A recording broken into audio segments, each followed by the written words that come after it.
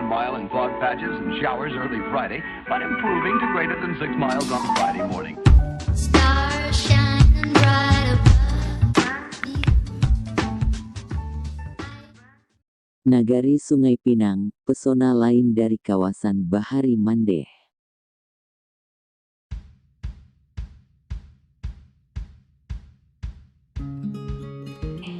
Pesisir Selatan merupakan salah satu kabupaten yang ada di Sumatera Barat. Dahulu sekali biasa disebut sebagai pesisir Barat Sumatera dengan lokasi yang bersebelahan antara lautan dan bebukitan. Sebelum menjadi Kabupaten Pesisir Selatan, dulunya daerah ini tergabung dalam PSK Pesisir Selatan Kerinci, lalu dipecah menjadi satu kabupaten yaitu Pesisir Selatan masuk dalam Provinsi Sumatera Barat.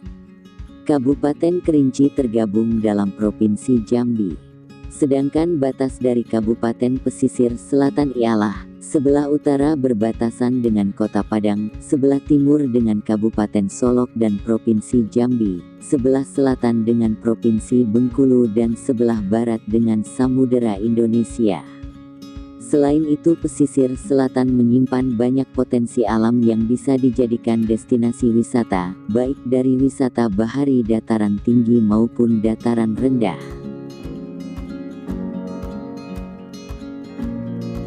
Beberapa tahun terakhir, pusat wisata pesisir selatan sebagai kunjungan adalah Mandeh yang terletak di Kecamatan Koto Sabaleh Tarusan. Salah satu yang menarik perhatian adalah Nagari Sungai Pinang. Di kawasan Mandeh, Sungai Pinang merupakan nagari paling ujung yang berbatasan langsung dengan Sungai Pisang, Teluk Kabung, Padang.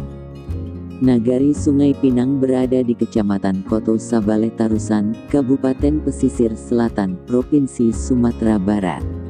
Luas nagari 29,15 km persegi atau 6,85% dari luas wilayah Kecamatan Koto Sabaleh Tarusan, di mana nagari ini memiliki banyak alternatif pilihan pengunjung wisata untuk singgah, baik yang tujuan untuk menginap ataupun sekedar sehari. Nagari Sungai Pinang sedang memulai usaha pengembangan pelayanan wisatanya, seperti penginapan atau persinggahan wisatawan. Ada cerita menarik di Nagari Sungai Pinang sebelum akses jalan seperti sekarang. Bagaimana akses jalan yang sulit membuat situasi dan keadaan masyarakat di sana berbeda dengan tempat lainnya, meski tidak berada di bagian hulu bebukitan yang identik dengan daerah terpinggirkan oleh infrastruktur. Nagari Sungai Pinang ternyata juga memiliki masa di mana libur sekolah mereka di sana berbeda dengan daerah di luar.